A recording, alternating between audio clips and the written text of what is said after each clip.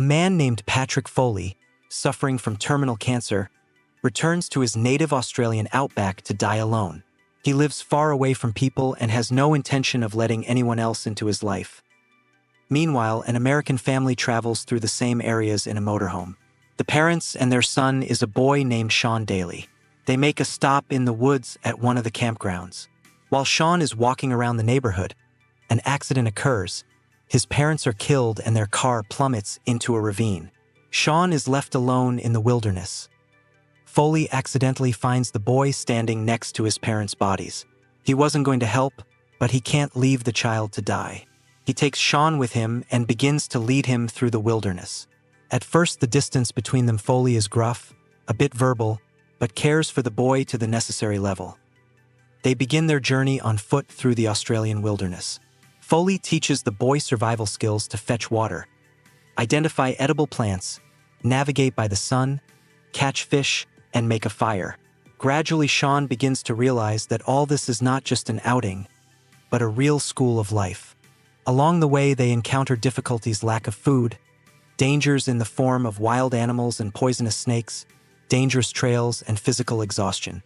One day, Sean passes out from overheating, and Foley carries him on his back to a creek. They make extended stops to camp, but Foley grows weaker and weaker. The illness is progressing. He coughs more, stops frequently, and loses strength.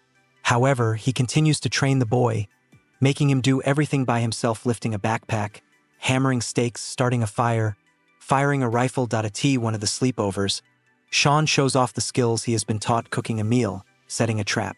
Foley observes and evaluates. He says little, but it is clear that he sees progress in the boy. At dawn, they continue on their way. Sean already knows how to follow the trail, knows where to look for water, can recognize danger. At one point, they come upon an old, abandoned cabin, a familiar place to Foley from his childhood.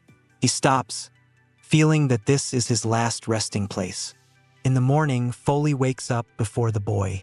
He watches him sleep peacefully. Foley packs the boy's backpack, leaving everything he can use: food, gun, water. He leaves the cabin alone while the boy is still asleep. He goes far into the woods. Sean wakes up and finds Foley gone. He leaves the cabin and calls out to him, but no one answers. He realizes he is alone. He looks at his packed backpack. He puts it on. Then he walks down the trail without a guide. Foley sits on a cliff, alone. He looks out over the Australian countryside. He quietly leaves life where he wanted it to be. He's dying alone, just as he planned all along. But now, after passing on everything he knew to someone else, Sean, left alone, walks off down the trail, now able to survive on his own. His journey to civilization continues, but he is no longer helpless, but with the skills he learned from his dying mentor.